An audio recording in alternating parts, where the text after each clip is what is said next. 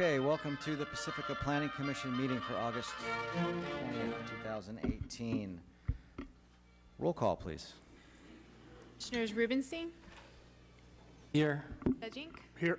Niblin, Here. Kresge, Here. Vice Chair Clifford, Present. Chair Campbell. Here. Commissioner Clifford, could you please give us the salute? I pledge allegiance to the flag of the United States of America and to the republic for which it stands, one nation, under God, indivisible, with liberty and justice for all. Thank you, Commissioner Clifford. All right, on to administrative business. Approval of the order of agenda. Commissioner Clifford. I move to approve the order of agenda. All right, we've had a motion. Do we have a second? Okay, Commissioner Niblin. I'll second that. Had a motion and a second. Please vote. Here. Over here. Which button is which? Did I use your button or are you using this one here? There we go. Okay. I think this is your set right here. No, Oh, we're okay. okay, everybody got to vote. Everybody got there. Okay, onward to the approval of the minutes for the August 6th, 2018 meeting. Any motions? All right. Knock them on. Go, Commissioner Neblin. I'm sorry, were you calling for a motion to approve the minutes of Yes. August 6th? Yeah, that's my motion. Okay, great. I've had a motion.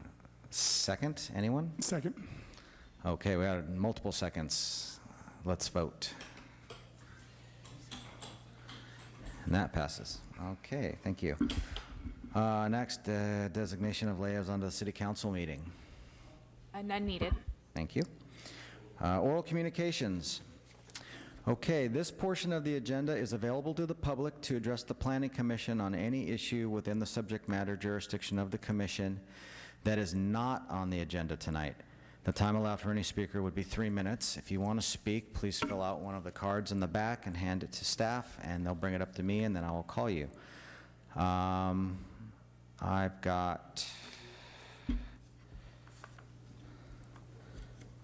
looks like one card so far. Ron Makel.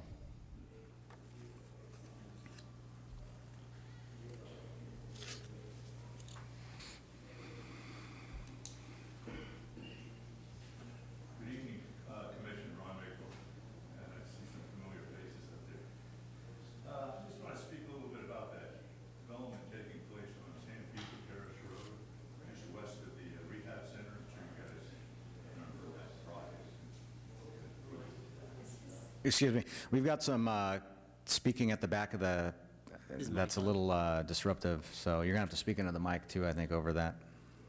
Is it on? Can you test the mic? Or something? Try it again. Yeah. There we go. Okay. Your 3 minutes starts over. Hey, you're all right. I appreciate that. Anyway, talking about that project, I'm sure you're aware of it. You guys approved it, but there's actually some positive things about it, and there's a sizable group of eucalyptus trees that were removed in order for that project to be built. And I was glad to see that. Some were really, really 80, 100 feet. I don't know. They were huge. And of course, they're gone, and there was quite a number of pampas grass that was removed. So those are some positive things about it. One thing I want to point out about, though, still remaining along the creek, within the east and west boundaries of the property, or that borders the creek, there's still about a dozen or so smaller eucalyptus trees. I just wanted to point out, it would have been nice if you would consider having them, if you could have gotten them to abate those younger eucalyptus trees. Eucalyptus trees are terrible for creeks. You know, the toxicity of the resin and the leaves, and so it would have been helpful for the creek, the health of the creek. I just want to point that out. Maybe in the future something like that comes along, but abating those eucalyptus trees was a good move, and I don't know if it was really going to replace the buildings going up there, but I know that people in the rehab are happy to see all that debris not coming down on the roof too, though. At any rate, maybe in the future consider a broader sense of environmental weed abatement. So, thank you. Thank you. I have another card, Gio, and I apologize, Guaguadagnini.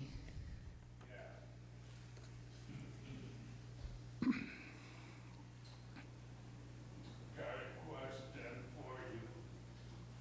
Why is the door open right today and last meeting? And before that was closed? I count 5 violations. Thank you. I count 5 violations right now on this building. What's the city have to say?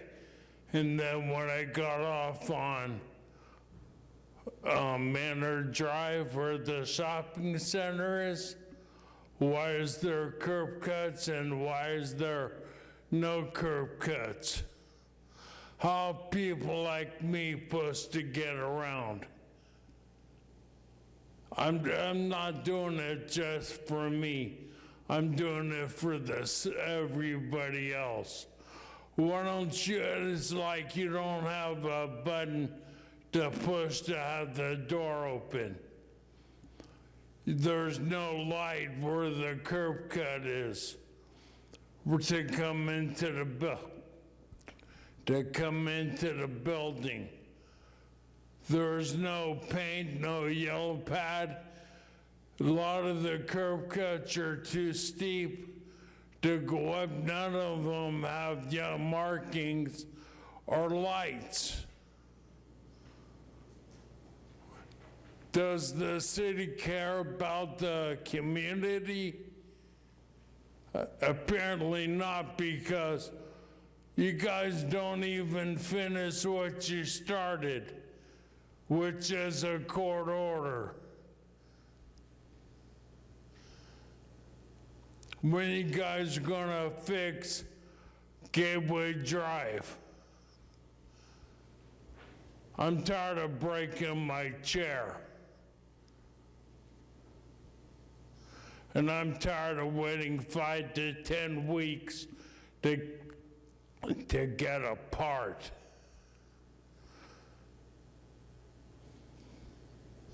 And when you gonna have a town meeting and talk to us and give us answers?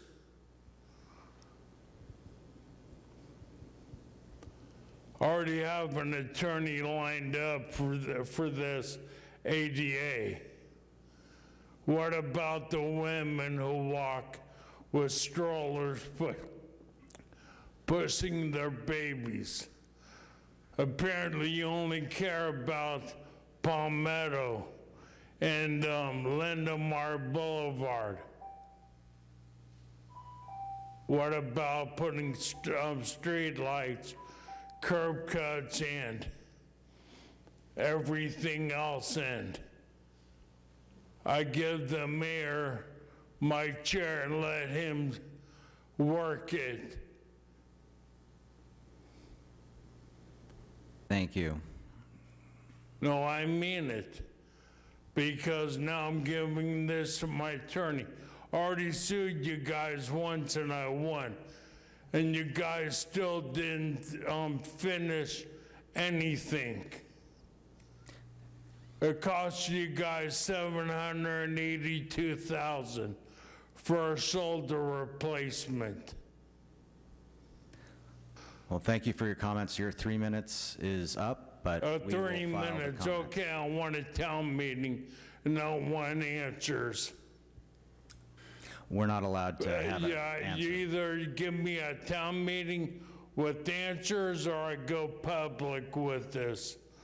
And I'll get signatures and I'll see to it that you guys get replaced. You're barking up the wrong tree. Can we ask which? Safety first. What about me riding in the streets because there's no way to get on the curbs, cuts, or the sidewalks because there's none? Mr. Chair? Thank you very, yes. If I could just provide some clarification. So this is a meeting of the Planning Commission, and I know Mr. Guadagnini comes regularly to city council meetings.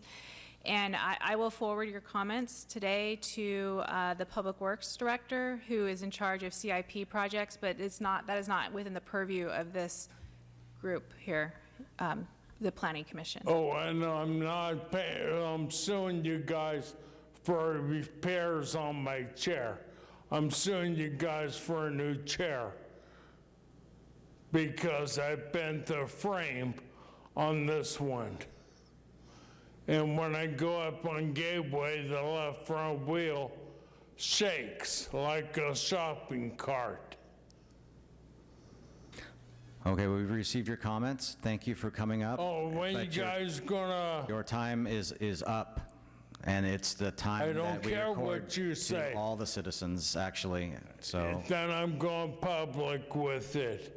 And I'm getting signatures to get you guys all removed. Here. Thank you. Like I said, you're parking up the wrong tree.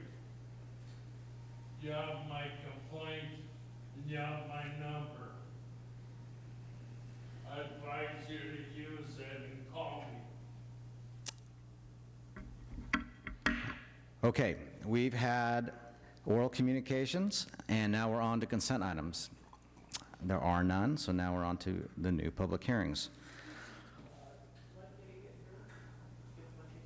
Oh, I'm sorry, I have 2 for oral. What's your name, sir? Oh, you were going to speak on Taco Bell? No. Oh, I don't have your, oh, there it is. You're speaking on Harmony at 1.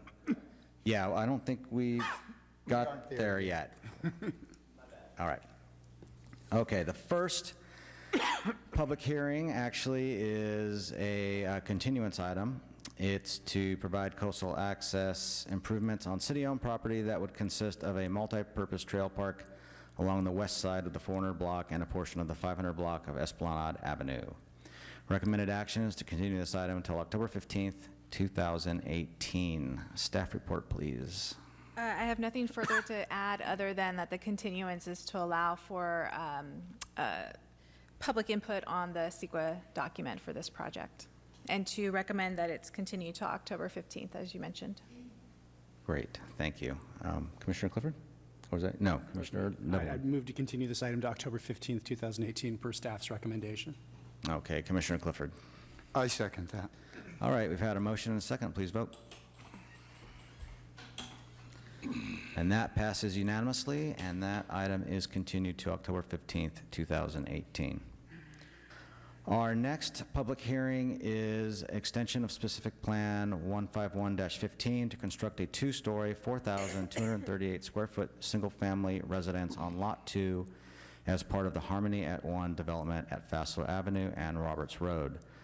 The recommended action is to extend the specific plan for 2 years with an expiration date of July 13th, 2019. Staff report, please.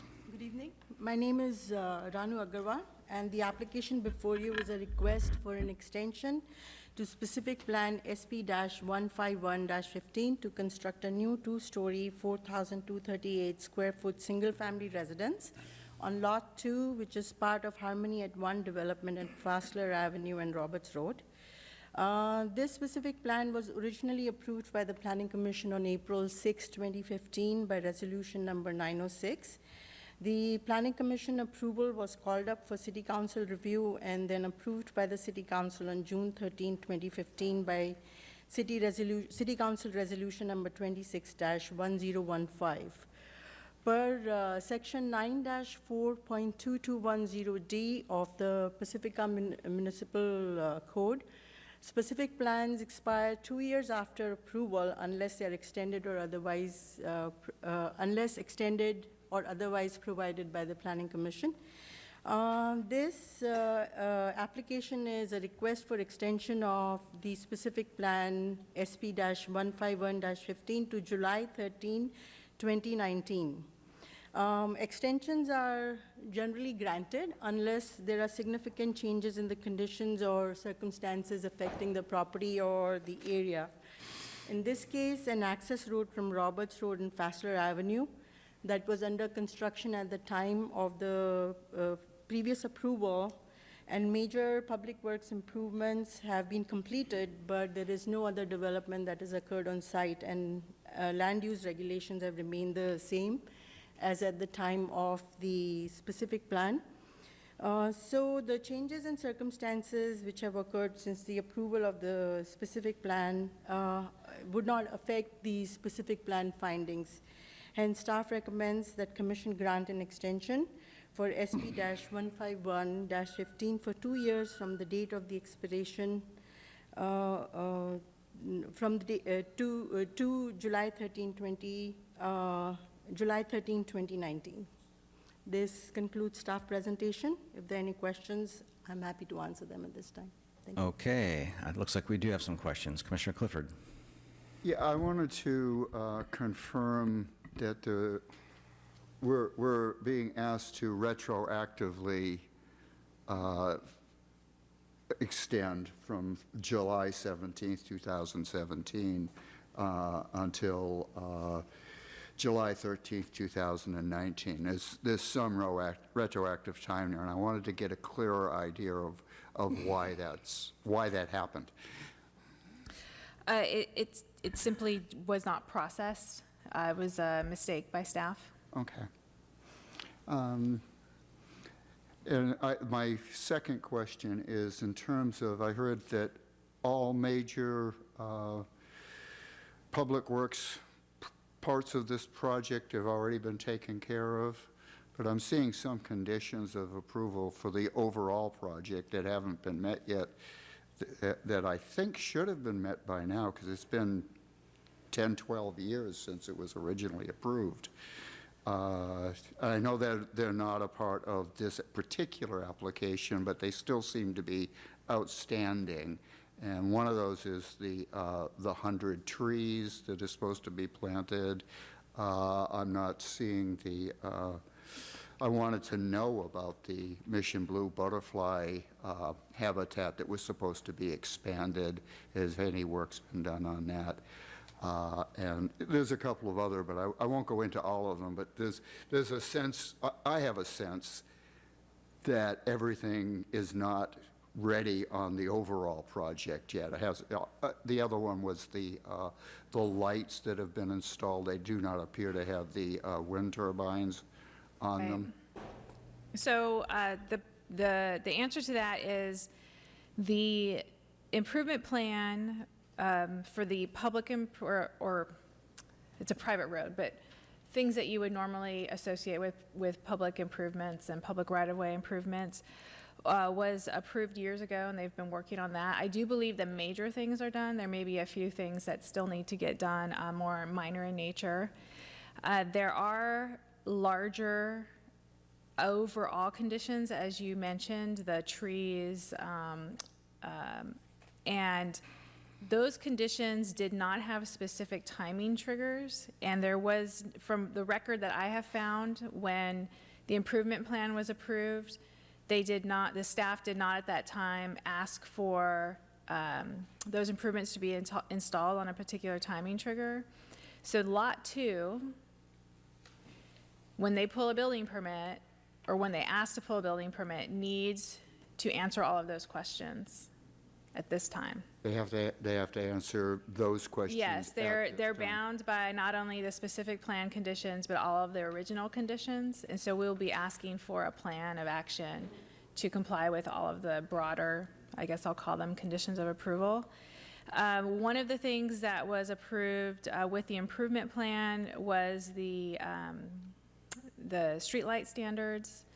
And I believe, and I'll have the applicant speak further to this, I believe that they have some sort of photo cell associated with them, so they're trying to get closer to being net neutral, which I think was part of the condition. But you're right, obviously they do not have a wind turbine on them.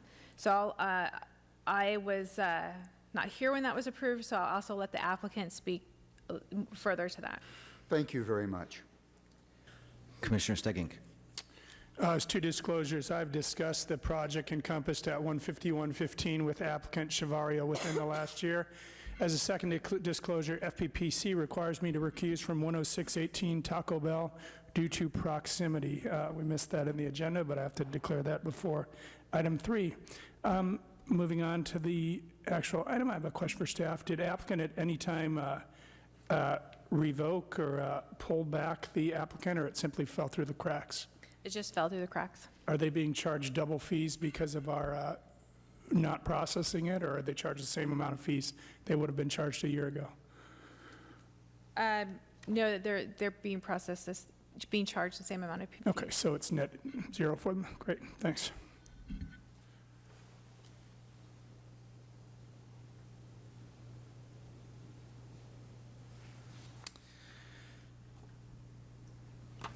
Okay, sorry, I don't see any more questions for staff, so I'm going to bring the applicant up. And you've got 10 minutes. Good evening, commissioners, members of staff. Javier Chavarria from JC Engineering, and once again in front of you with the Harmony. As Commissioner Clifford mentioned, it has been a long road. A lot of bumps on the middle. The latest one was a change of ownership. Unfortunately, the previous group that had the project ran into some serious financial issues, and the new ownership group had to come in. Fortunately, a solid and well-funded group that we have all the faith and hope that the project will be brought to completion. Part of the delays is that the change of ownership requires a change of the subdivision agreement. So the subdivision agreement, the bonds, and all those have been in the process with Public Works, and it's not going to be until sometime this coming week that all those documents will be completed. One of the things that we needed to do is the landscape plan, the planting of the 100 trees. We do have a landscape architect and a landscape plan prepared that has not been formally submitted, because we need to have all the documentation of the subdivision agreement completed so that we can submit on behalf of the new ownership group. Having said that, throughout the process, I would say that we are about 96, 97% completed. All the infrastructure is in. Most of the conditions of approval, if they have not been completely met, we have a plan of action, and we have documentation for those that have been completed. As far as the processing of the extension, again, the previous ownership group had a plan to start construction right away, ran into financial issues, and then the project sort of went into stall. Right now, the plan is to reactivate this, get the building permit, and start construction soon. We also have submitted to the planning department applications for lots 7, 8, and 9, which are also in the process of being reviewed, but they were stalled because of the same reasons. We have in our plans to get those applications reactivated and resubmitted and try to get those homes in place. Lot number 3 has been purchased, and the new owner is actively working with us to get his house designed to his standards. We are almost there, and that application has also been submitted. We have comments from planning that we are in the process of getting there. So we are very confident that this time around, the project will come to fruition and that the conditions of approval will be met. Regarding the street lights, when we prepare the improvement plans, we look at the market, what was available for wind turbines. And it turns out that the wind turbines were less energy efficient than LED lighting. Wind turbines not only presented a little bit of a hazard for birds, but also require energy to be connected to them, because when there is not enough wind for the turbine to work, then they need electricity so that the bearings and all the elements of the machine stay alive and ready to turn when the wind blows. We had an expert prepare an assessment of the energy consumption of the wind turbines compared to LED lighting, and LED lighting was by far a much better and greener option. So when the improvement plans were prepared, wind turbines were replaced by LED lighting based on those recommendations, and at the time, the improvement plan was approved and certified by council, It was accepted by who? by city council. City Council, okay. Because I didn't see them change the actual written condition. The condition wasn't changed, but the lights are reflected on the plans. Okay, thank you. My pleasure. Okay, any other questions for the applicant? Okay, seeing none, I'm going to open it up for public hearings. Thank you. Stay close. Might have some more after. If you wish to speak on this topic, please fill out a orange card in the back and bring it up to staff. I have 2 cards. First is Zach Boucher? Boucher. My apologies. French, not everyone gets that, so I'll give you that credit. Good evening. Thank you very much for having me. My name is Zach Paquette. I recently purchased 209 Roberts Road with my lovely wife, Vanessa. We have been longtime residents of Pacifica and are absolutely thrilled to be now members of the community officially and not renters any longer. I know that the Dolphin Point Association was pivotal in the last help in getting the spec home that was approved and never ended up getting built. So I guess the first thing that I'd like to know as a new owner there is, and also living on Roberts Road before, is the amount of construction that's going to be going on potentially could very well impact our parking, could very well impact our utilities, and could very well impact the community, not just in Dolphin Point, but also down in Portola Shores. So I would like there to be assurances or some type of fines levied if in the event that that did happen, that the Harmony One community would owe back to the communities in Dolphin Point. And I cannot speak to the folks in Portola Shores, but I'm sure if there are members of Portola Shores here, they might feel the same way, just with regards to disruptions of utilities, whether that be water, electrical, sewer, et cetera. I'd like that there be, my request is for there to be consideration for that. And then I don't know about the expert study on the wind turbines versus the LED lightings, but I would take special consideration into taking a look at that, because we definitely do live in a very windy community up there, and I can't, I'm not an expert in the field, but I would urge the committee to look at that one carefully.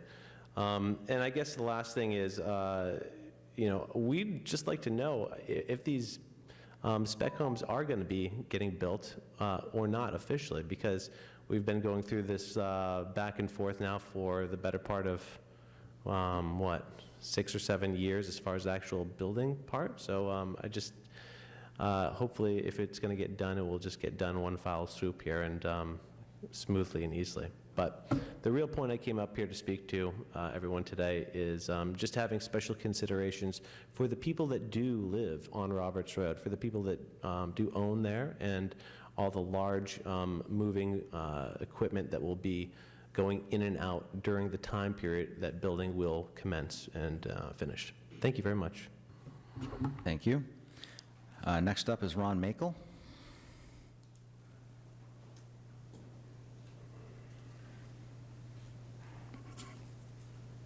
Hello, yeah, Commissioner Ron Makel.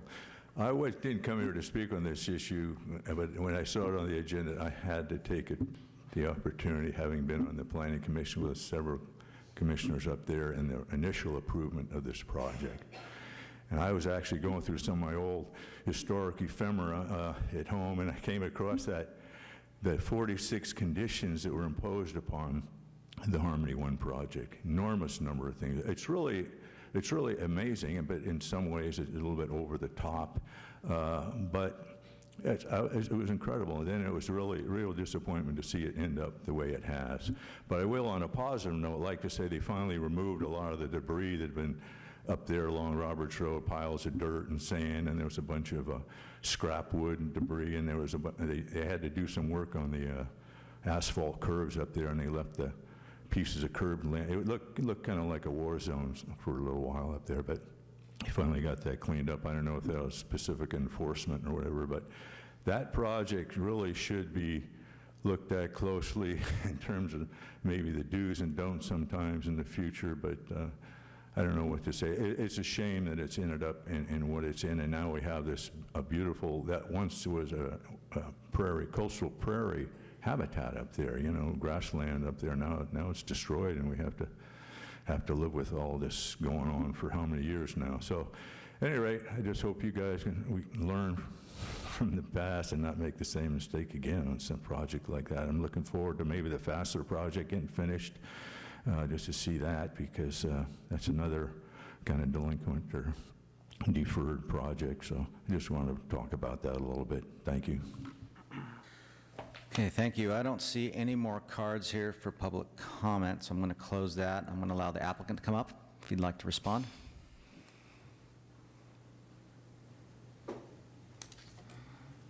I'd like to thank the neighbor for expressing his concerns, and I want to make a comment that there will not be any mass construction.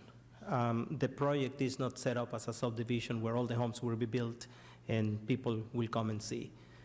It's a different type of project. It's basically they're a series of custom homes. So yes, there will be disturbances during construction, and we have worked with the prospective contractors that are being considered for construction on making very sure that they are sensitive to traffic, they're sensitive to the neighbors, and trying to preserve the area as much as possible. On another note, it has been indeed a difficult road. It has been very tough. As a resident of Pacifica, I don't like to see the site unfinished.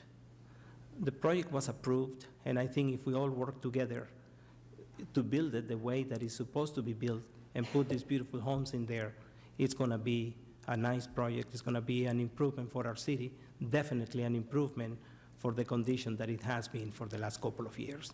So getting that extension on this permit application, it will help us to start working towards that final goal of getting that hill landscape, getting those homes built, and getting the project completed.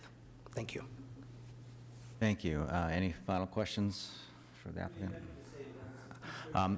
Sorry, we can't. Apologies. Okay. Thank you very much. I'm going to bring this back to the commission now for deliberation. Commissioner Clifford. I had a question for Tina, because I think she had mentioned something about solar cells for the lights. And I'm hearing that from the applicant that they don't have to do any kind of anything beyond the LED light bulbs versus. Is that accurate? I'm still seeing a condition of approval that calls for wind turbines, and I'm not tied to wind turbines. I am tied to basically a completely neutral system in terms of energy. Right. So, because this all went ahead and got approved before I started, I would venture to say that maybe Javier's recollection is better than mine. But I can research that for you and find out exactly what was put onto the improvement plans. Okay, thank you very much. Okay, Commissioner Neblin. Well, I'd be prepared to support a motion or even make a motion to go ahead and extend the specific plan, subject to any other comments or conversation about it. Well, Commissioner, I'm sorry, we can't keep we can't open up the public comment again. Commissioner Clifford. I'll second that motion. All right, well, just to be clear, I'm moving that the Planning Commission extend specific plan SP 15115 for 2 years, beginning on July 13th, 2017, with an expiration date of July 13th, 2019. Okay, we've had a motion and a second. Please vote. Okay, and that passes unanimously, and so the project has been extended, the specific plan approval has been extended till July 13th, 2019.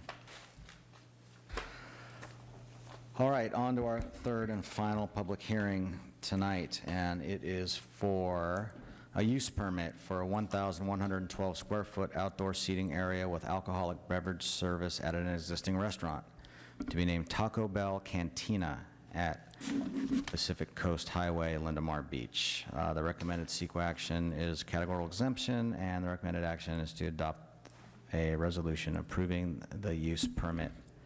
Staff report, please.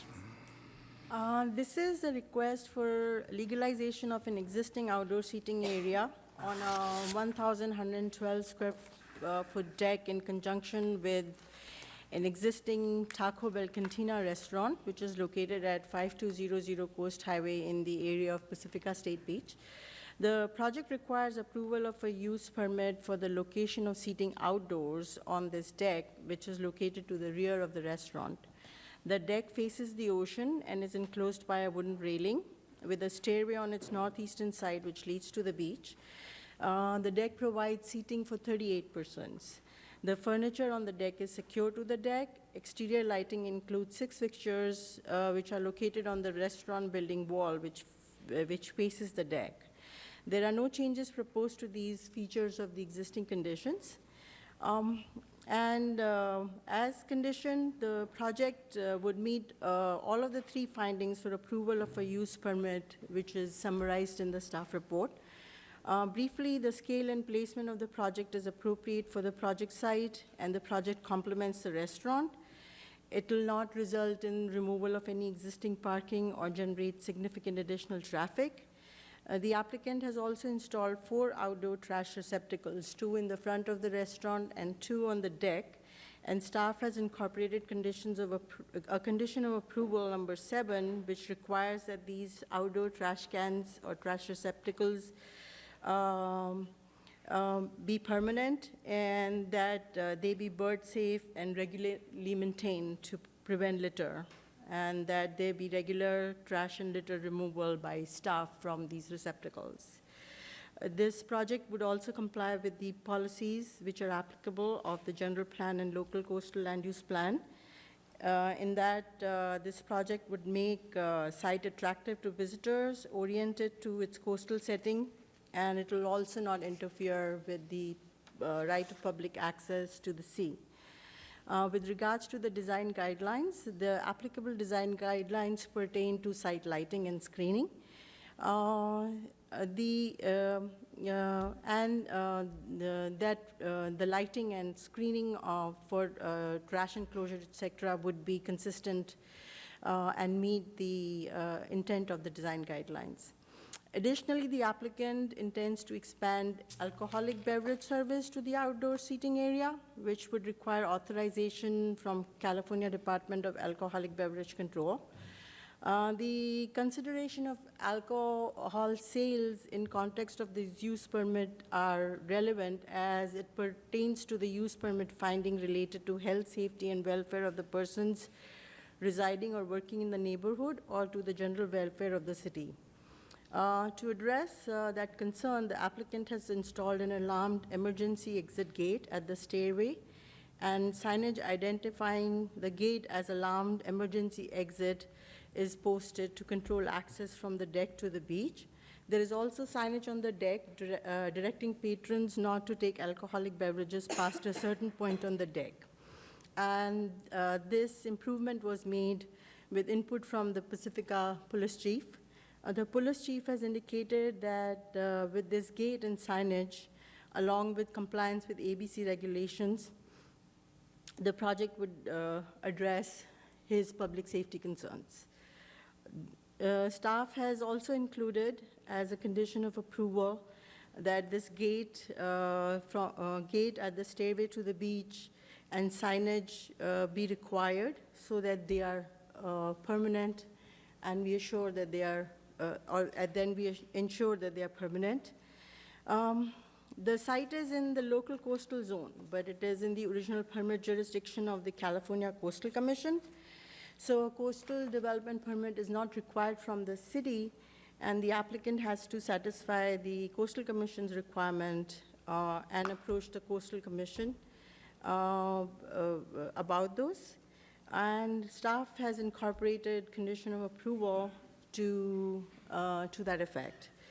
The project is exempt from environmental review under CEQA Class 1 categorical exemptions. And for the reasons discussed in this presentation and in the staff report, staff recommends approval of the requested use permit as conditioned. This concludes staff report. I'd be happy to answer any questions. All right. Actually, I've got a question. It might be for our police chief, but it's based on the, I just want to inquire about the signage and the requirement that we prevent access to the beach from the back deck. Dan Stadler, Chief of Police. Yes, thank you. Yeah, so my question is, if I understand the condition right, is we've got signage that would be on the back deck that would say no alcohol beyond this point, but there would also be, the gate would be locked, or would access be prevented from people coming in and out of that back deck from the beach? Yes, actually, they've already have that in place. I took a tour of the site to see what it looked like. They do have the signage up there, the idea keeping the patrons with alcohol off of the beach area where there is no alcohol allowed, which was one of my initial concerns. The gate is a small gate that covers, or that it's at the top of the couple of steps there that lead onto the beach. It says do not enter on one side, and the other side it has a crash bar on it that says emergency exit only, I believe, to where should a patron need to get out in an emergency, all you have to do is push it, it'll open up, and it's alarmed. Gotcha. So thinking on that, and I'm asking just because I've gotten a lot of feedback from beach users who are disappointed at the prospect of not being able to get back to that back deck, particularly surfers. If you've got a sign that says no alcoholic beverages beyond this point, that's not enough from your point of view? From my point of view, no. It doesn't, I don't think it does enough. The idea of the gate is put a physical barrier there. So someone really wants to violate that rule and bring the alcohol onto the beach, they actually have to go through the alarm door to do it. Or walk through the Taco Bell itself and Certainly. Come around. Certainly. Yeah. And I think that element of the community is probably going to do that no matter what. We can't, That's what I was kind of wondering, if you're that type of person that would Right.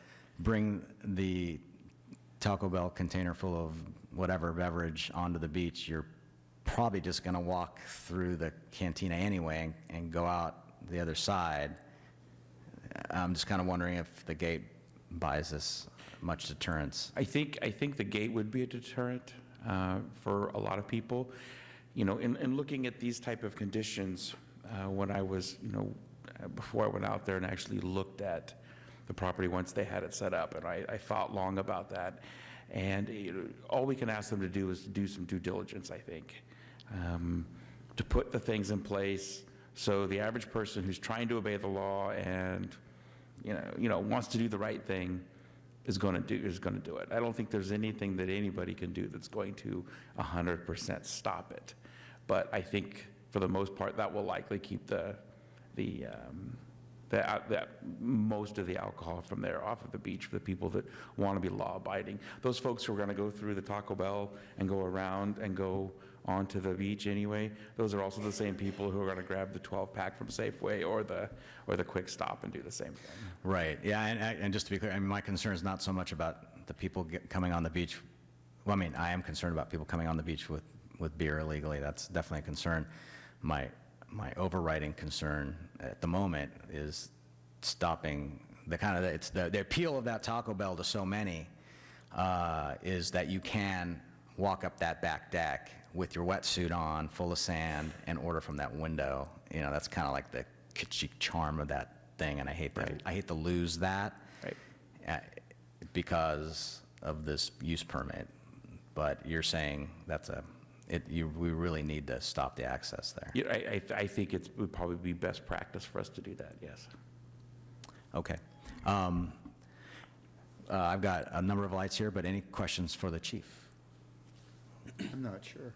Oh, okay. Well, let's see. Okay. Go ahead and have Commissioner Clifford ask his question. Commissioner Clifford. Okay. My overall question is, excuse me, I lost my voice. And I don't know if it's to staff or to you, but I've been asked questions about whether or not a cantina is legally exempt from having trash cans where a Taco Bell isn't. Yeah, I'm going to have to put that question. No, I have not heard of that at all. So that When the 2 trash cans were removed from the front of the building and I asked that they be replaced, I was never told that because of their change to a cantina model that was a reason that they were removed. Okay, thank you. Maybe we'll ask the applicant. Commissioner Neblin. Thanks. I just had a couple questions about kind of current operations out there, and Thank you. Yeah, I don't actually get out to Taco Bell after midnight on Saturdays. I'm just sort of curious, is the operation currently open till that hour on weekends? Ms. The Agrawal, project description specifies the hours that it is open. It is open from 7 a.m. through midnight on Sunday to Thursday, and 7 to 2 a.m. on Friday and Saturday. Yes, ma'am. I was just trying to confirm whether that reflects current conditions or what they're asking for. They are asking for these operation hours. Currently open that long. That is something that the applicant would be able to answer better. Okay, and I guess, again, I'm sorry, I just don't know this as well as I should. At those hours, I mean, are there people actually out on the deck, whether there's alcohol served or not? Are there people out on the deck? And the point of my question is I recognize that there's quite a bit of offset from any residences, and I'm just sort of curious about whether or not there's any concerns about noise that late at night, as we get past midnight into 1 and 2 in the morning. So it's a concern I have, and maybe we just raise it with the applicant. The residences and the residential neighborhoods are separated from this location by Highway 101 in between. I'm sorry, Highway 1 in between. And the closest building is a building which contains restrooms. So if there is any noise concerns from this location, there is Highway 1 in between. Yeah, I have absolutely no concerns up to the point when it gets pretty late, and there really isn't a lot of ambient noise, to speak of. As we start looking at, again, I'm thinking more midnight to 2, candidly. So anyway, just a question. Commissioner Kraske. I just had a question about is there going to be any upgrade to the aesthetic appearances of the deck itself? Or is it just? They haven't proposed any upgrades to any of the features of the deck, like the lighting or the seating or anything of that sort. So it is essentially legalization of that outdoor seating. Okay, so there won't be any additional signage or would they be allowed to put out beer signs or any of those kind of signage is that not allowed? Right, they would need to adhere to the existing sign regulations. Okay. I had a question about the deck use. It was a little unclear to me from the report, but would children still be allowed on the deck? Yes. Okay, so if kids could still come through, order, sit on the deck, and come around? Yes. Okay. Any other questions for staff? Yes.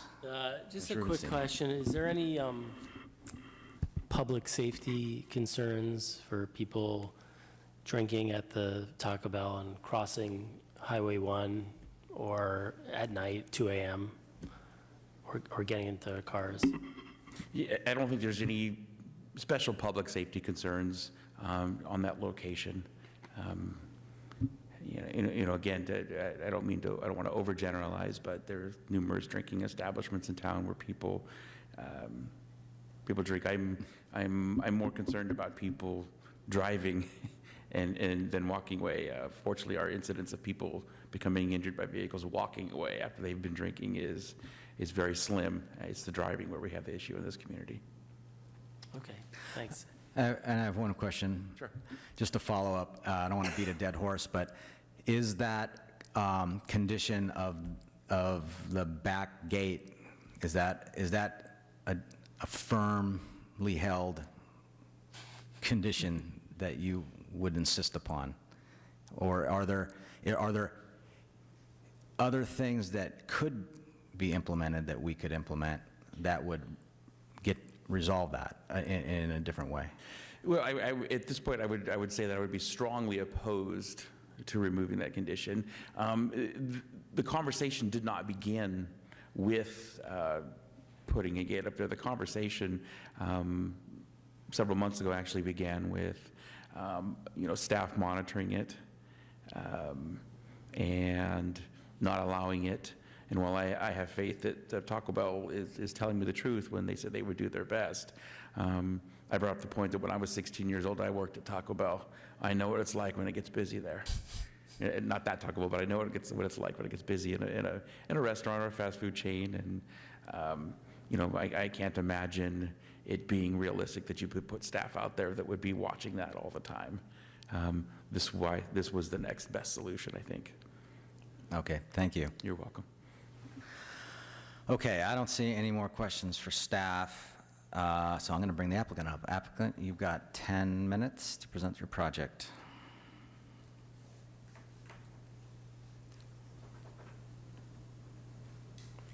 Good evening, Commissioners. I am Eric Moxley, and I am the franchisee of that Taco Bell. And our plan is to turn that Taco Bell into an uplifted experience that we call the Taco Bell Cantina, in which the decor is improved, specifically on the interior of the building, and we implement different menu items from the normal Taco Bell where there's shareable items, and I think it fits in the Pacifica community. And I guess I'd like to start to address some of the questions that I heard, and so we'll start with Commissioner Campbell. The surfers can still get to that back window. So there is I don't know what you would call it, but a gangplank that goes around the outside of the building.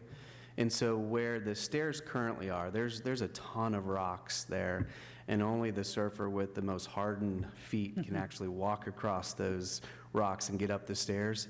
But they can still go up the pathway, and before you get into the front door of the building, you can go along the outside, and the deck actually extends to the outside, and surf's pretty high today, and the surfers were all out there walking around the backside of the deck, so they can still get to that window, and appreciate you thinking about that, because the surfer community is certainly important to us, as they are some of our most frequent patrons.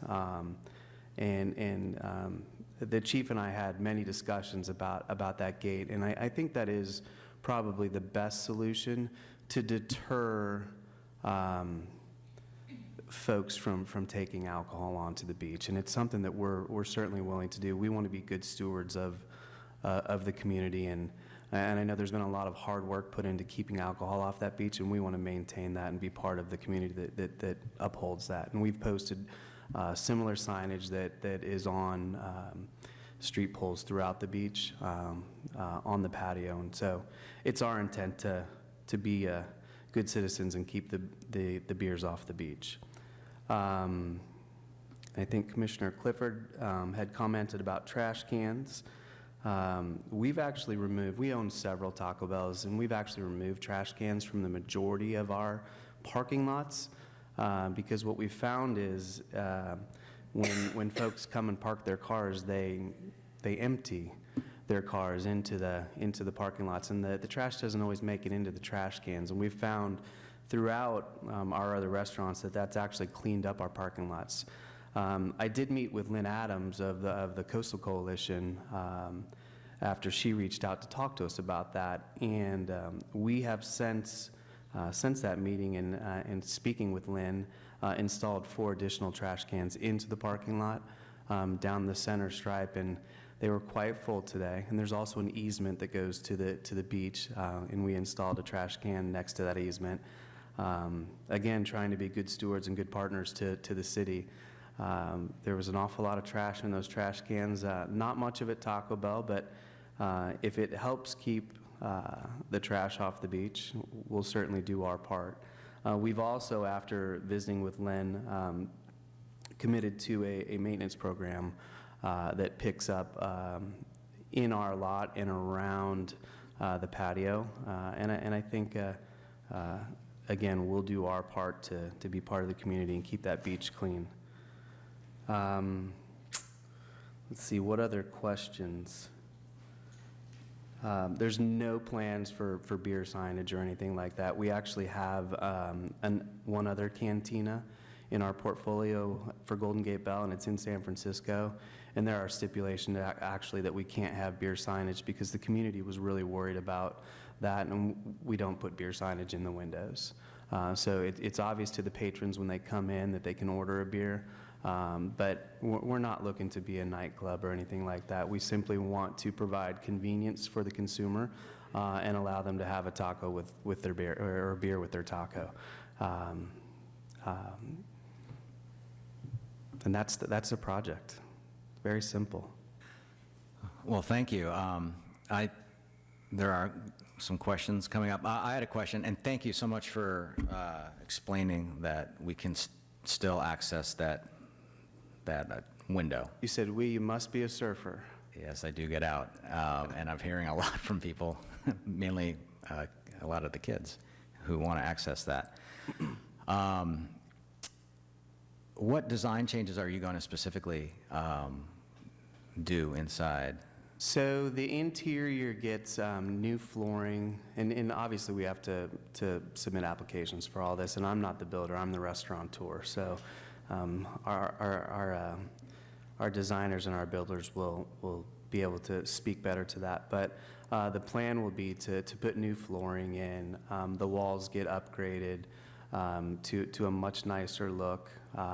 There's plans to put a mural. There's a large wall on the inside that speaks to the city of Pacifica, and we've done that in many of the locations that we've remodeled restaurants.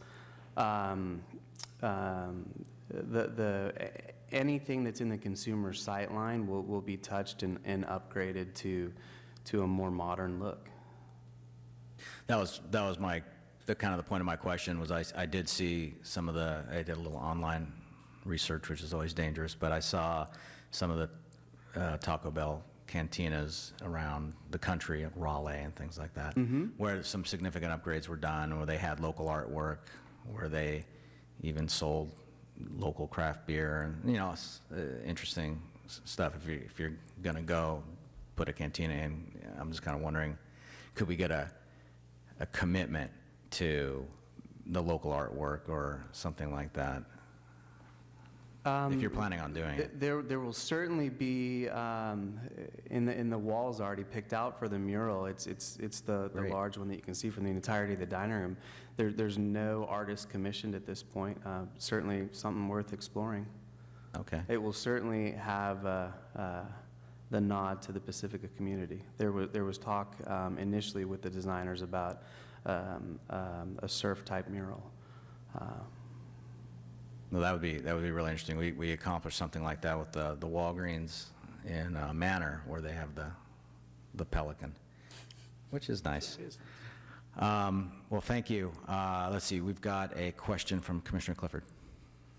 One, I want to say thank you for putting the cans in the parking lot, but I also would like to make that a condition that they stay there. Are you opposed to having that happen? Not at all. Certainly reasonable. All right. Thank you. Okay. I don't see any more questions at the moment. Stay close. Probably have some. I'm going to open this up for public comment. If anyone wants to make a public comment on this agenda item, please fill out a card, hand it to staff, and you'll have 3 minutes to speak. I'm going to start off in order with, and I'm going to butcher this, I'm sorry, Mr. Dwezik. Can you read that? I think you're right. Imais Dwezik? Shoot.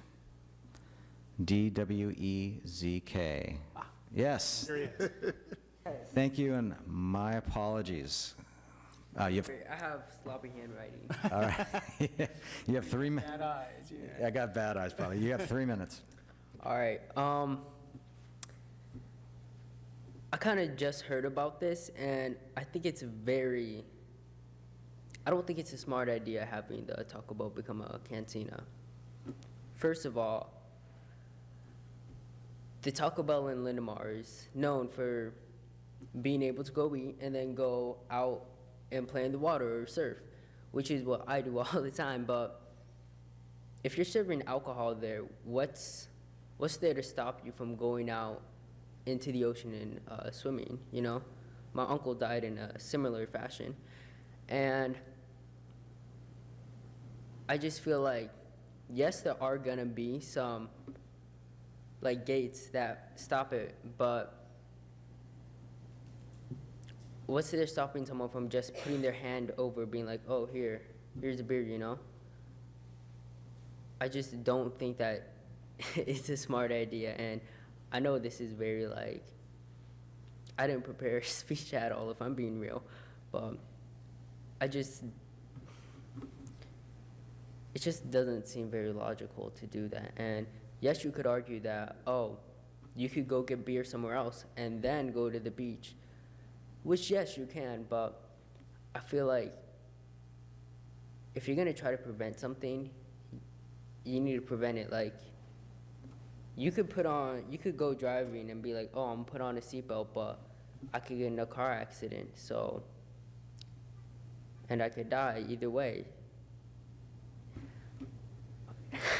My bad. That was a really bad analogy, by the way. But the point is, I just know a lot of people who would,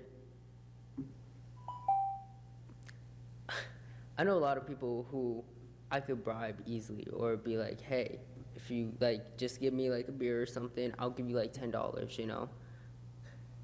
And I don't really think it's gonna be that hard to give someone a beer if there's like just a small gate. You can put your hand over like the wooden railing thing, you know?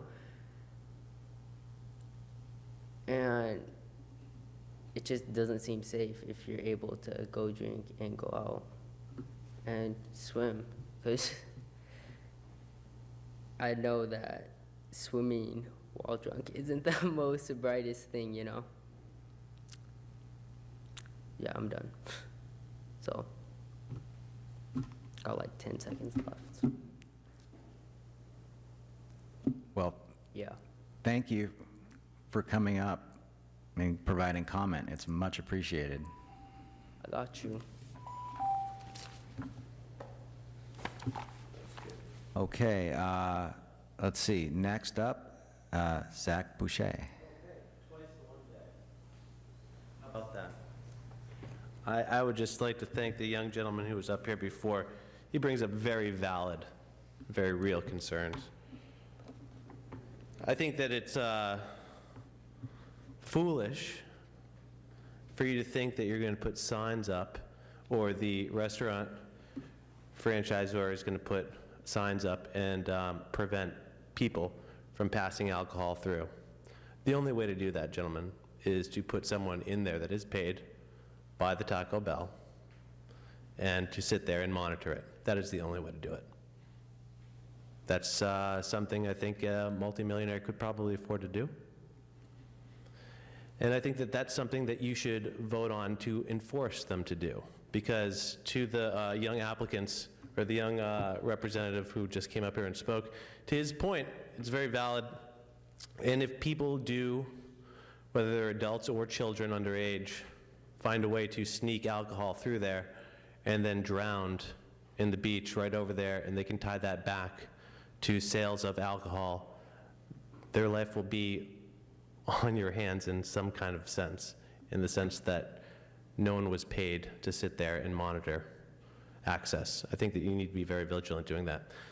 That's my first point. My second point is, as someone that lives very close to this new restaurant that's going to be proposed and the alcohol, I love having a taco and a beer after surfing, as I've been surfing since I've been 19, but I never just have one beer, I have many beers. So my point is I would like there to be some type of noise enforcement for this, because we live right up the street. We are able to see everything that goes on down there as a community in Dolphin Point. And when 10 o'clock rolls around and my child wants to go to bed, my wife wants to go to bed, I don't want to be kept up on Friday night, Thursday night, Saturday night by people raging down at Taco Bell and getting wasted. And I think that that's also my other point that I was going to make with the Harmony One project, that there should be some noise enforcement with regards to not working on the weekends. And I think that that these are very valid concerns for the community that lives so close and has such a unique perspective to both of these topics on today's agenda. So I'd ask that you would consider them. I thank you very much for considering them. I think that they're very real and very valid concerns, and I appreciate your consideration for both of them, and I hope that you make the right decisions as such. Thank you. Thank you. All right, next up would be Ron Makel.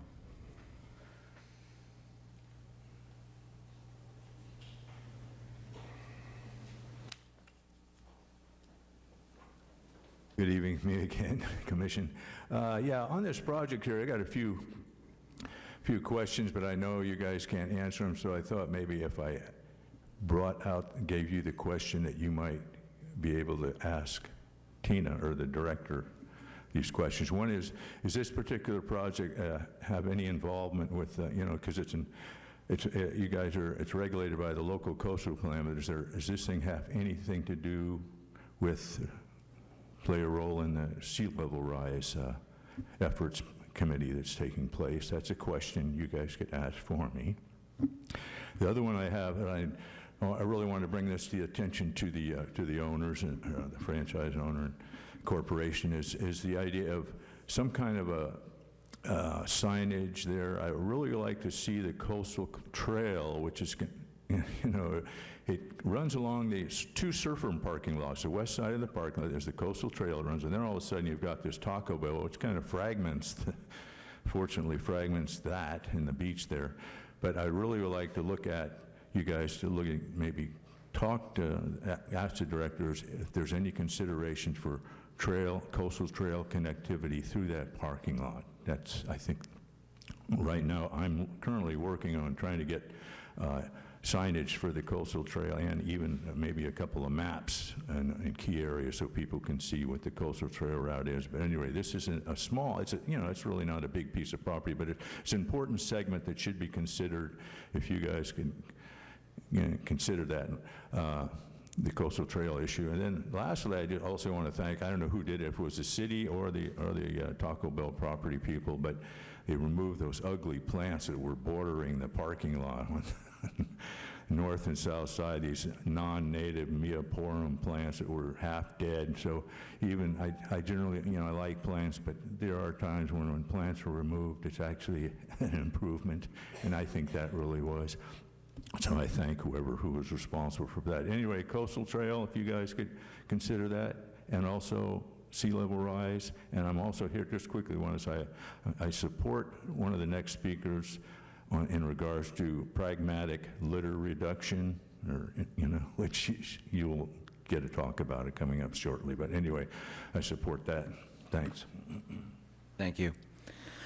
Next up is Sonia Lancaster.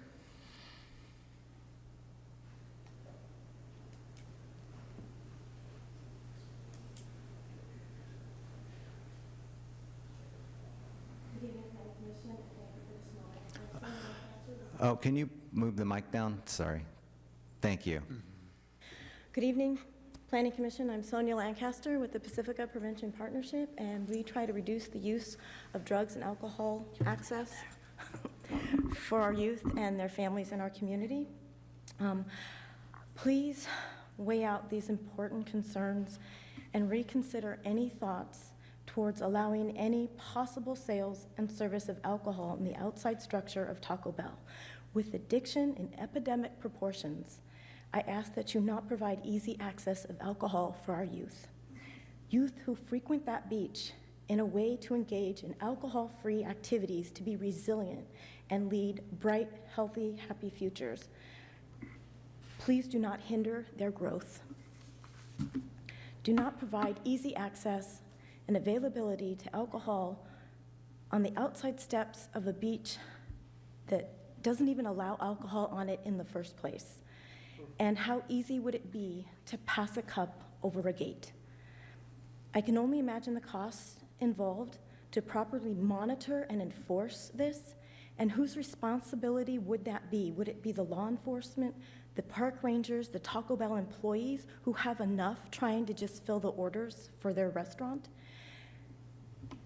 The increase of sales and service steps away from our fierce ocean will only increase the possibilities of alcohol-related surfer injuries.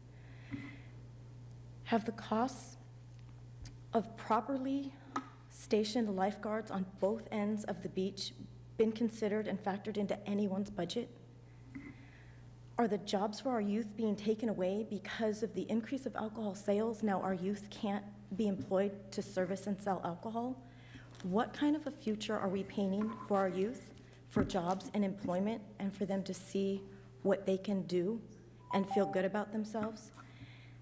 The idea of service and sales of alcohol on a beach will be costly, dangerous, and not to mention the trash that I've witnessed not being able to be kept up with by the employees of Taco Bell, and the doors have been locked during business hours. I've witnessed this myself, been in the restaurant, had the doors locked so they wouldn't let anybody else in at 9 o'clock at night when the sign clearly said that they were open till 11, because they could not keep up with everything going on in their store with mismanagement and staffing. This is not a good idea. It's costly, dangerous, and ugly, and that's not the picture we want for the image of Pacifica. Thank you. Thank you. All right, next up, Lynn Adams.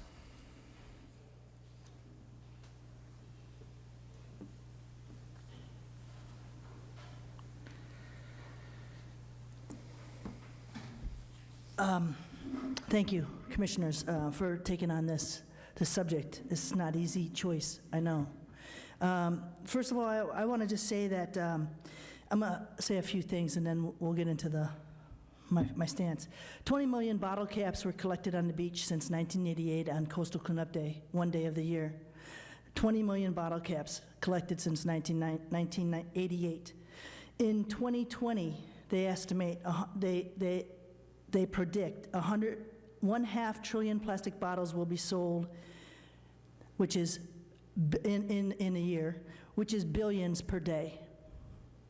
And that includes all the plastic caps on them. I'm not even going to estimate, I didn't get any facts on the plastic cups that will be used in a day, which is outstanding.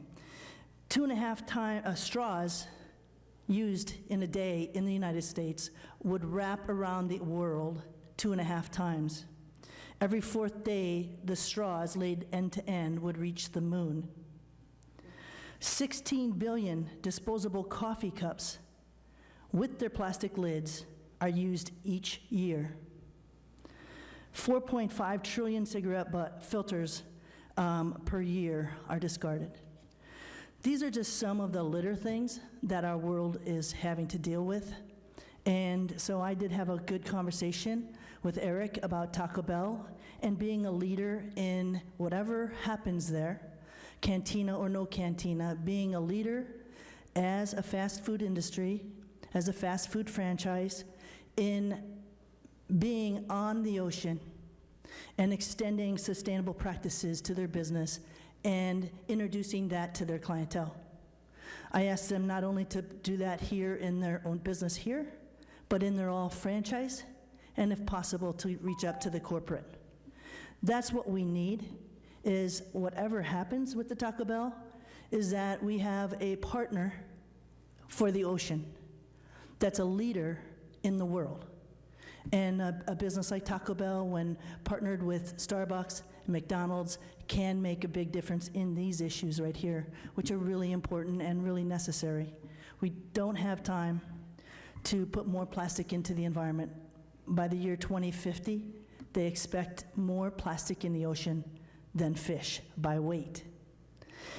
They also just came up with a study. A woman determined that every time plastic breaks down, it releases methane gas into the atmosphere. This is in addition to the production of, the extraction of oil, the shipping of oil, the processing of oil. Carbon and sea level rise is really contributed greatly by plastic. So I asked them to be sustainable in whatever happens, and thank you. Thank you. My last card of the evening is Jim Fithian.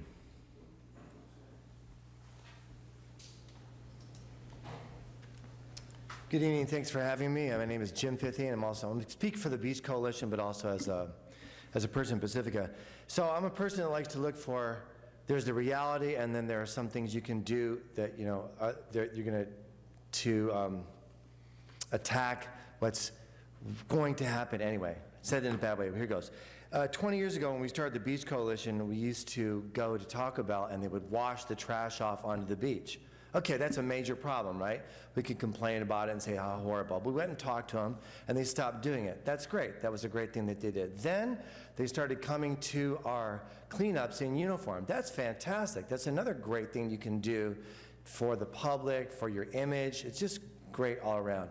Stop doing that so much. I'd love to see them back doing that, because that's good for, that's good for PR, that's good for Taco Bell, that's good for everybody, for them to come out and just help with a cleanup. I do Lindemar, so maybe just come out for half an hour. That's something. But as I listen tonight, I get some other ideas here. The current condition, I understand what one of the speakers said about the plants in front, but I have to tell you, it was pretty a sad situation when they took the plants out and left the trash.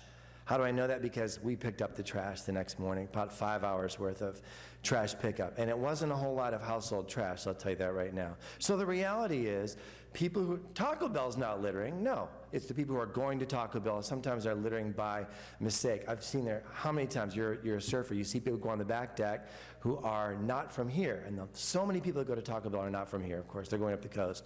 They have their trash, they have their tray on the deck, and then they just get up, and then there goes the tray. Everything starts flying off the beach. That's reality. So what are the things we can do to fix that? I like some of the ideas that I've heard about. It makes perfect sense to have people go around. I've always thought it'd be a great idea for have one of your employees, I'd say every hour, to go around Taco Bell and pick up the trash. That's good PR. You're picking up the trash. It's going to be there anyway. I'm not a great fan of the alcohol on the beach, but for me, it's more the party trash, the party atmosphere that's a little more concerning to me, having done cleanups of those parties for many years before we took out the fire rings on the beach. So there are solutions to this. I love the letter that was written to Lynn Adams. That helped out. I like the idea of a person being out there. Yes, it's going to cost something, but someone to monitor. You're going to have to do that. People are going to pass the beer out. And I also have to say, I looked it up, 2 a.m. isn't reasonable to me. Right now it's open until 11. I just looked it up on Yelp and it says 11 o'clock. And that's more reasonable. I think if people are going to be out there till 2 o'clock, again, you're going to have the party trash out there and the parties that you can't address. A little bit earlier, I think you can address, and as the chief mentioned before, someone who's working there is not going to be able to keep up. So as some of the conditions of this, if it passes, I think all these things have to be taken into account to make sure that it's a good, good representation of Taco Bell on the beach. And it's been great for all these many years, so thank you. Thank you. Okay, I don't have any more cards up here, so I'm going to close public comment and give the applicant an opportunity to respond.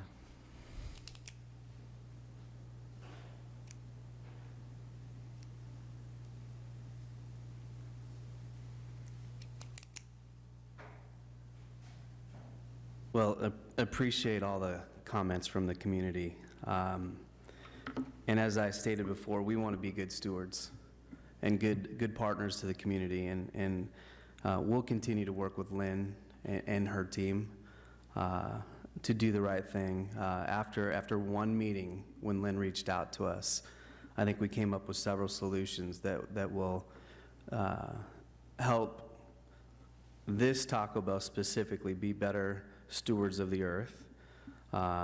We have come up with a game plan, and I sent it to Lynn this morning, a maintenance plan to keep up with the garbage and to make sure that we keep the beach clean. And it does entail taking care of the surroundings, including just outside of the patio. We've installed the trash cans, as I stated before. I do want to point out that this is an existing restaurant that does have an alcohol license already, and it will be a cantina. So none of those things are in question. We're simply asking to extend the ability for us to serve food and alcohol to the exterior on the patio. We take the serving of alcohol very, very seriously. Each of our front of the house employees are what's called tips trained, so that they understand how to responsibly serve alcohol. We have adopted a responsible alcohol service policy that we've worked on with the police department, specifically the San Francisco Police Department. We've had this liquor license at the Pacifica location since January, and there has been no incident. We've had a liquor license, although it's a different type of liquor license, in the San Francisco area, San Francisco, the city, all with no incident, because of the training that we do and because of the seriousness in which we take the responsibility of serving alcohol. So we don't take that responsibility lightly, and I will just point out that the proximity of the beach and the ability of a person to actually hand a beer over the ledge, it's a far drop. It's a 8 to 10 foot drop over the edge. And we in fact have not just one individual, but every person who's on the front of the house staff is tips trained. And so we don't have just one individual monitoring that. We have upwards of, right now we have 25 employees, half of them are front of the house folks. So we are monitoring, and we will continue to monitor, because that's one of the stipulations of having an alcohol license or the ability to serve alcohol. You have to be responsible with it. All right. We have some questions for you. Commissioner Evelyn. Thank you. Actually, a couple of the public commenters had reminded me of a question I had, and that was really specific to the hours of operation. It just struck me that, well, I wanted to clarify what the current hours of operation are and what sort of the current state of affairs is by way of a sort of hours of operation with respect to the deck. Primarily because, again, I have some concerns about the late hours, particularly on weekends, for outdoor. And I also appreciate you clarifying kind of the scope of what we're here to consider. It isn't to consider the cantina as a concept, certainly as it takes place indoors. But I did have some concerns about kind of outdoor alcohol serving, particularly on weekends as we get into the later hours. So I will point out that the hours of operations that are posted in the report are our current hours of operation. There's not a plan to skew from that. Those are the current hours of operation indoors? No, those are the current hours of operation. Okay. So you're open until 2 a.m. right now?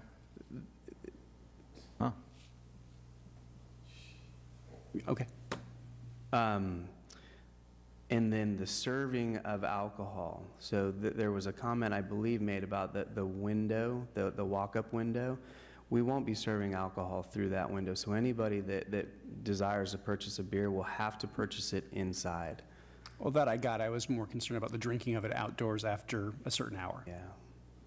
And so we would have to abide by the ABC laws in that case. Commissioner Clifford. See if my voice is back yet. My question was, I'm going to preface my question with a statement.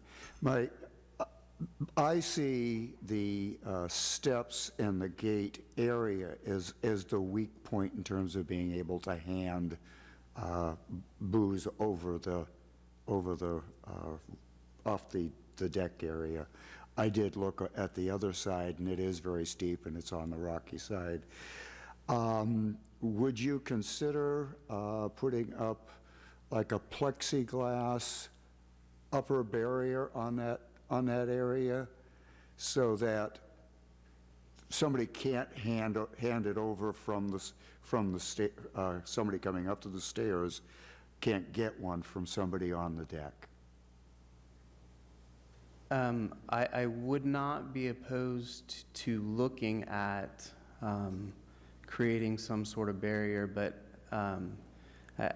and just off the cuff, thinking about if someone wants to break the law, they're going to find a way to break the law. And just like in any other restaurant, they could walk out the front door with a bottle of wine. It's not. Yeah, it's not anything. And I've been around long enough to know that people are quite inventive when it comes to breaking laws that they don't like. But I also have been around long enough to know that if you put impediments in front of people, they tend to be very, very lazy, and they will skip or they will not break the law because they have an impediment, not because they don't want to. And that's how the chief and I came to the conclusion that gate would deter folks. Yes, and I'm just wanted to add a little something to it to keep that hand from going across that gate, because you don't have to open the gate to hand a beer to somebody. This is true. So that's a suggestion. It's not something I'm saying you have to do to get your approval. It's just I'm strongly suggesting you look at that. Fair enough. Commissioner Rosenstein. So, you know, this Taco Bell, as we know, is a famous Taco Bell, right, on the beach. It's an iconic restaurant in Pacifica and known throughout the country, I think, right? It's also on one of our best state beaches where we surf and everybody hangs out on the weekend. Is it feasible for this Taco Bell to implement biodegradable cups, straws, or other ocean-friendly type items to help kind of bridge those two things? Because it's a very unique situation. You have a Taco Bell, you can operate inside, but you're also operating on the beach, which is very unique. And I also think it's a unique opportunity for Taco Bell. I don't know if this is something Taco Bell would do across the country, like Starbucks is doing, but specifically for this location, is it feasible to have those types of products implemented? I think that would be great PR for Pacifica and would help mitigate the sort of image of a Taco Bell on the beach. So I will say, that's a great question. Immediately after meeting with Lynn and having discussions along those lines, I called, I'm a small business owner, and I'm a franchisee of the larger corporation. The larger corporation not too long ago chose to use plastic cups. I immediately called the corporation following my discussions with Lynn to talk about the implementation of the use of a paper cup, the potential use of a paper straw, and things that are more environmentally friendly. And they were very receptive. The paper cups and the paper straws have been ordered, and we expect to implement those very, very in short order.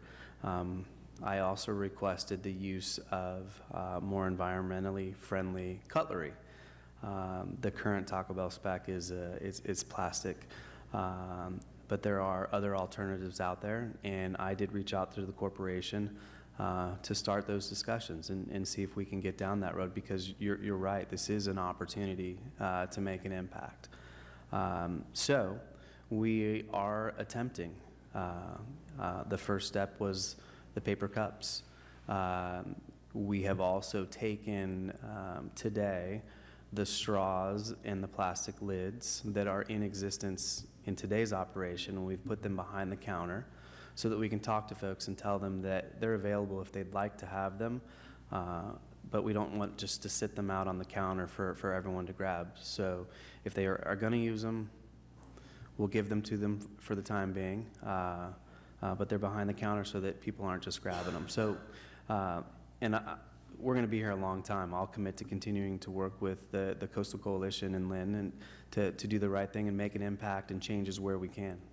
So would it be feasible for you to accept as a condition of approval for the outdoor deck to have specific biodegradable cutlery, cups, straws, lids?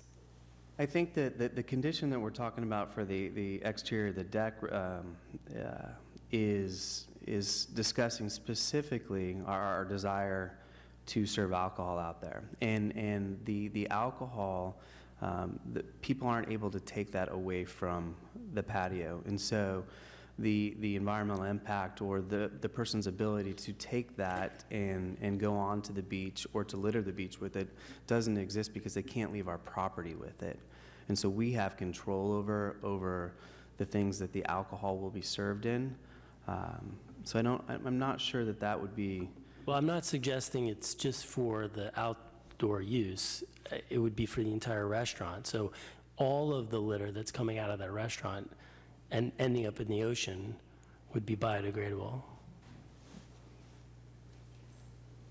Yeah, I think that, again, it's an existing restaurant that uses items today, and we're committing to changing the items that we can as a franchisee of a larger corporation.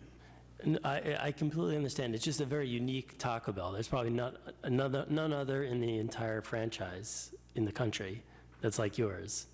Is that correct? That is correct. So it's a good opportunity for us as a lever to try and implement some kind of better practices, at least in this one store, and at least maybe committing to a timeline to do it. Like, you know, Starbucks just announced they're doing it, and it's going to take like 2, 3, or 4 years. So, I don't know. I'm just opening this up for discussion because it's a unique opportunity for me to bring this up. Yeah, I think when the franchisor, and Starbucks owns the majority of their stores, so they can push a button and say, as a company across the country, they can make a change. I, as a small business owner that lives in the Bay Area, can't do that for Taco Bell. What I can do is commit to changing what I've been told I can change today, which are for the to-go beverages that people are able to take. We have committed to changing to paper cups. The brand has also stated that they will allow us to change to a paper straw, which I think is, in one day, for a franchisor that owns 7,500 restaurants, and I'm a small fish for them. I think for us to get that done in this one store, that's a very unique store and very famous store, I think is an accomplishment, and it came through education from this community. All I can do is commit to continue to try to move that forward.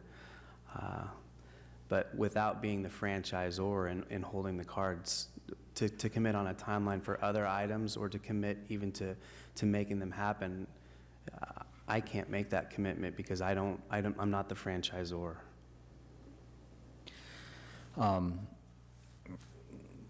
So just as a follow-up on that theme, you mentioned that you've got an O&M or a best management practices plan that you've kind of developed in conjunction with the Pacifica Beach Coalition, and correct me if I'm wrong on that, but I thought I heard mention of it. Is it something that's fully baked, or is it under discussion, or is it something that's We've implemented what I sent to Lynn this morning. I don't know if she would agree that it's fully baked. Happy to continue to talk to her about it. As I stated, we want to do our part. We want that. I mean, it's a famous spot. It's iconic, and it's in the middle of a beautiful, beautiful community. We want to do our part to make sure it continues to shine. So if it's not up to what it needs to be, we'll continue to work to make sure that it is. But Well, I was thinking, just as an idea, and I'm going to import this from environmental law, especially city and municipal stormwater practices, but they have to come up with a best management plan. It's basically a good housekeeping plan, and it's just something that's written down. It's incorporated in their stormwater pollution prevention plans. And it's something involving basically having personnel going around periodically, episodically, making sure that the grounds are clean, nothing's going to get entrained, in air, water, something like that. I would be glad to submit this. Is that your? That's what we sent today.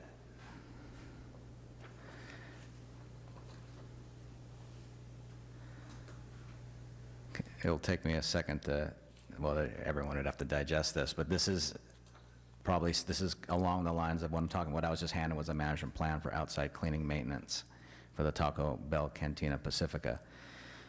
So, have to take a look at it, but this is something that I don't know if it could be wrapped up formally into the approval, because I think that is the Happy to have that. one of the big things, but we'd have to take a look Sure. at it.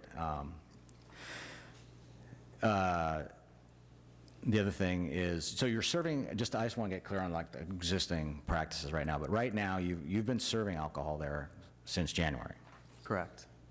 And it's Very, very low mix because, I'll share two examples. So we've been serving alcohol with it advertised on our menu boards as a cantina and branded in the city of San Francisco. The alcohol mix is just about 5% of our total sales, so a very, very low mix. And that restaurant happens to be a block away from the ballpark. Still a very, very low mix. The Pacifica location has not gone through a full-blown remodel as of yet. And the mix of the beer that we are selling is very, very low. The only display of the beer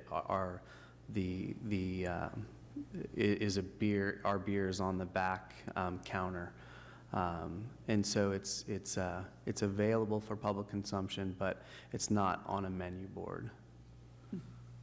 As the remodel gets done, new menu boards are installed, and on the menu board you can see that there's beer sold. And I would expect that the mix would land somewhere in the neighborhood of 4 or 5% of total sales. Sure.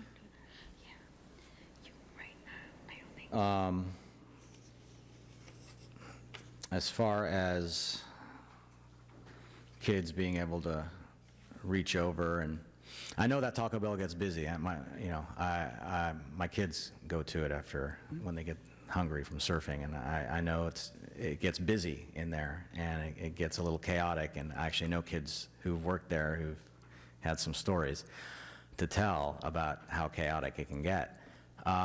This notion of maybe having someone out on the deck, hanging out, kind of always there, making sure things are occurring on that deck as they should, and beers. I know it's a steep drop off the very back, but again, that you could get up on that railing without too much trouble if you're a teen. Is there any way that we could get more eyes out there? I will tell you that in the responsible alcohol serving policy that we implemented in the San Francisco location, we committed to having team members in the dining room monitoring and making sure that no beers go out the front door in that location. No incidents of alcohol leaving the front door. People aren't able to leave because there's no drive-through location or anything like that. It's just a small restaurant. I think what you're asking is that we monitor to make sure, and we have people in the dining room, whether it's a manager, whether it's a team member, to make sure that we're doing our part to keep the alcohol on the patio, one. And as part of the ABC license, that's already our responsibility, is to make sure that alcohol isn't being sold or passed to minors. And so that's part of the ABC license already. So I don't think that's anything that we would be opposed to. We monitor the dining room and the patio as it is an extension of the dining room on a regular basis now, and we'll continue to do that.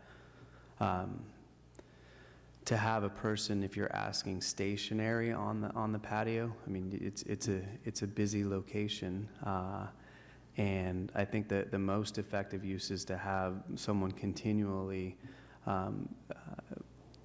doing what we do now, and it's checking to make sure that the garbages aren't full, to make sure the bathrooms are clean, all those items. In our policy, the responsible serving of alcohol policy, that's part of the drill, and that's part of the path of the employees, is to not only make sure that the things that they would do in a normal Taco Bell to keep it clean and organized, but we've added to that, make sure that one, alcohol isn't going where it's supposed to be, and make sure that minors aren't consuming.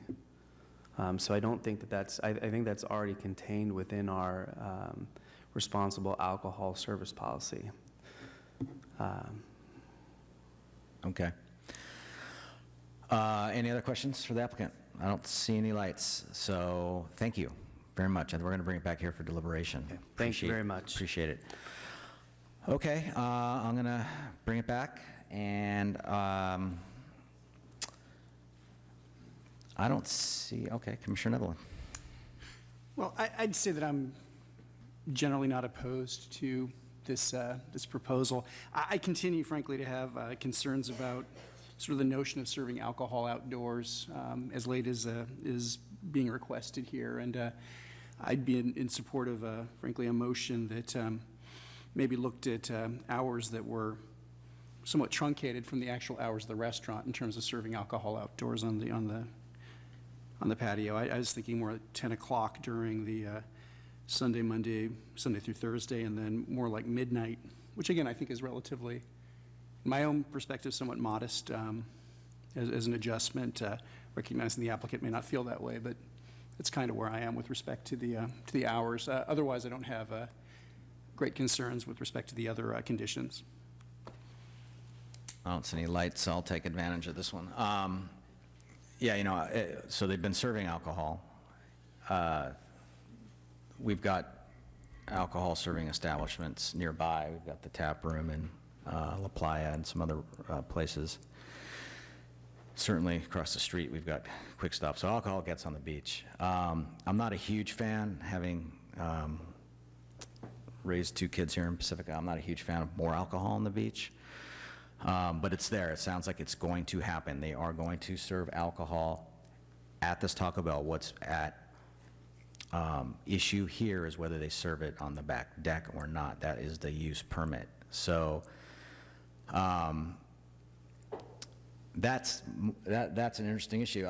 What I'd like to see, and I'm going to move to, I think, continue this item just because I'd like to kind of get a little bit more thought on this. First, I'd like more time to look at this plan, this operation, this outside cleaning maintenance plan, because the Pacifica Beach Coalition representatives, I think, are correct in that you are outside. It's a windy beach. You do have stuff that just blows around, and I've been on that patio. People drop things, off it goes. And I do think that depending on what this says, and I just don't have time to digest it up here tonight, and neither do all of us, but I'd like to maybe see if the applicant can take this, work with staff, incorporate it into the next version of the proposed action here for the outside, to see if that can kind of get us to a place where we're comfortable with. Maybe that plan could incorporate some more aspects of having people kind of not only patrol for trash, but making sure that alcohol is not being going over the side of that gate. Maybe it also includes something about, as Commissioner Clifford, I think, mentioned, having a little bit more to that gate than is there now, as far as having people handing over alcohol, because that beach is heavily trafficked. It's got a lot of youth in it. There's a lot of youth, and it's just an attractive nuisance to some extent to have people drinking out on that patio, so close to just so many youth who use that beach. I think it's too attractive a nuisance. I'm also wondering, since this is kind of I'm sorry to monopolize the mic a little bit, sorry about that, but I know we have a probationary period sometimes installed for services. I think we did it for 7-Eleven up in Manor, not Manor, 7-Eleven up in on Hickey, where they had a 1-year. Am I right on that? I was going to ask. But to see. it's not really a probationary period. It's a 1-year. It's an annual review. And if there were problems, we'd have to go through still have to go through the formal proceedings to revoke a use permit. But we have done annual reviews before. Yes. So at the very least, I'd like this, if I can prevail on the other commissioners to continue this item, I would like to have that as a condition, where we come back and take a look at it in a year. I don't know. Actually, I'll just throw it out to the commission right now. Just Yeah, what I they mean, think of that. I agree with you. I think an annual review would be acceptable. I think limited hours for the outdoor seating would be acceptable as well. Yeah, I think limiting the hours. I'm in agreement with Commissioner Neville, and I think we should take another look at that. As far as the annual review goes, I know that we take a look at it, and then what's the trigger on it? What's the teeth to it? As far as, let's say there's a ton of complaints. Let's say ABC finds something wrong. I don't know, but what's the teeth on that? What if we decide that this is the outdoors, it just doesn't work? So at that point, first of all, the first step is drafting good conditions that the commission is comfortable with and feels that meets the intent of the approval. And then on an annual review, if, for instance, they're not complying with the conditions of the use permit, then we would, upon direction, initiate the formal proceedings, which are codified, to actually go through the use permit revocation process. So there's noticing that's required, and I believe probably specific findings that we need to make. So it can be revoked. Any use permit can actually be revoked, but this would trigger an actual, like more proactive annual review. Okay. Let's see. I've got some more lights. I'm going to stop hogging everything. Commissioner Rubenstein. Oh, no, I had already. Oh, that was a stale one? Okay. Commissioner Clifford? Yeah, I'm not opposed to continuing it to make some adjustments to the conditions. I know I wanted to add the one condition that the trash cans in the parking lot stay there irregardless. They don't come along and decide, oh, it's creating more mess, so we're going to just yank them again. I wanted an actual written condition to have the trash cans in the parking lot.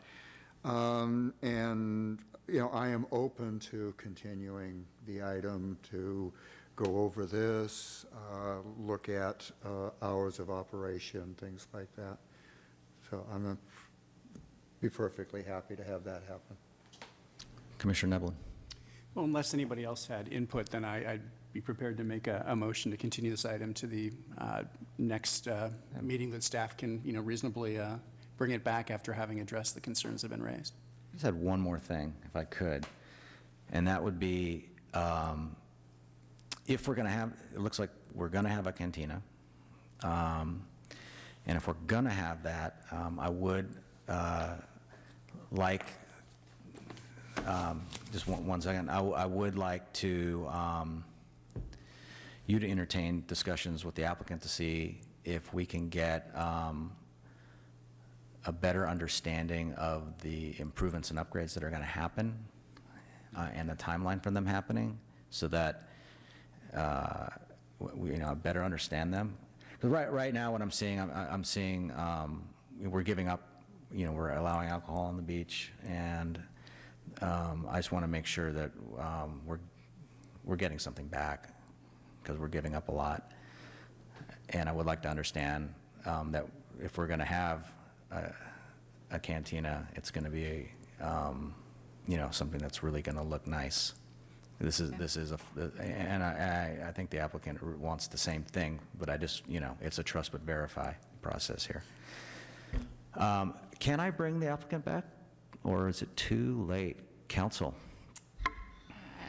Discussion is closed. Sorry, I would like to, but on the advice of council, I can't.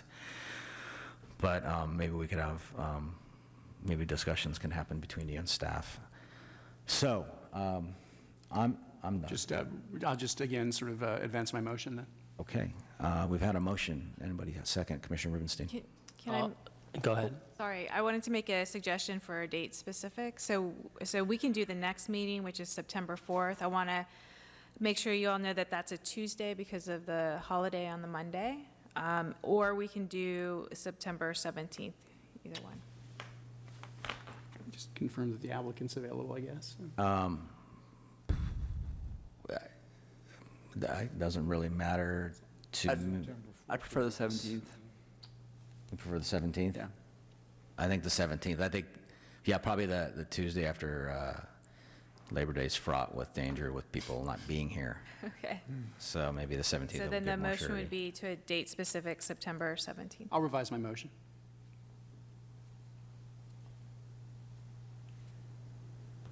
Okay. We've had a motion and a second. I'll second the motion. Great, thank you. Please vote. Okay, so we have voted to continue item 3 to September 17th. Okay, onward to communications. Commission communications. Anyone? Then on to staff communications. Sure, really quickly, just wanted to let you know there's been some interest in whether or not a restaurant was going to take over the Surf Spot. So we did get building permit applications in within the last 2 weeks. Restaurant, and I think they're going to try to do some brewery.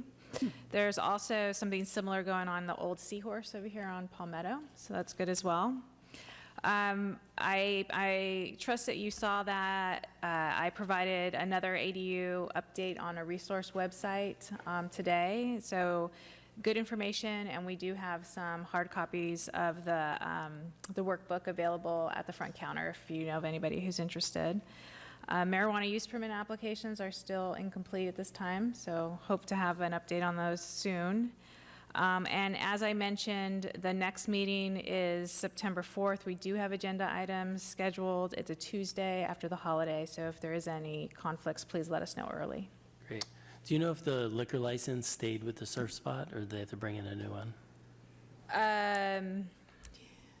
I don't know that, if the ABC license stayed there, if they purchased that. Okay. Commissioner Clifford. I had a request of Tina, and that is, could you give us an update on the library committee, because I was unavailable for this last meeting. Oh, sure. So we've, the major item was we've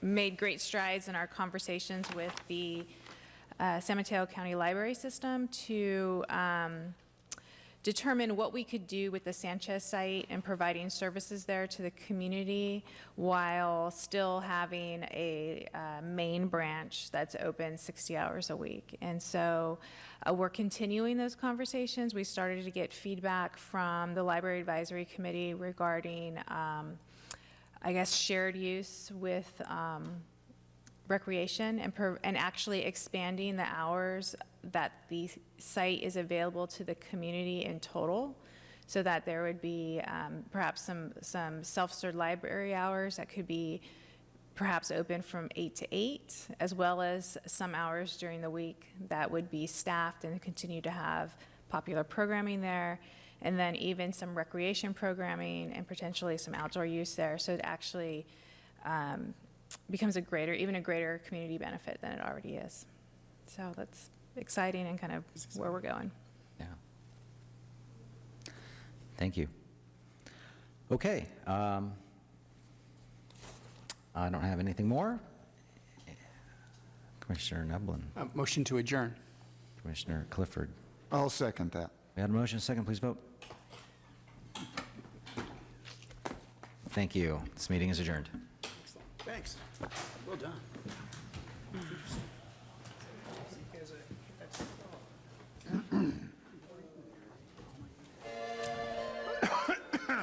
You want to get this to Tina? Thank you. Could you give that to Tina? No, just can't put it at the wall.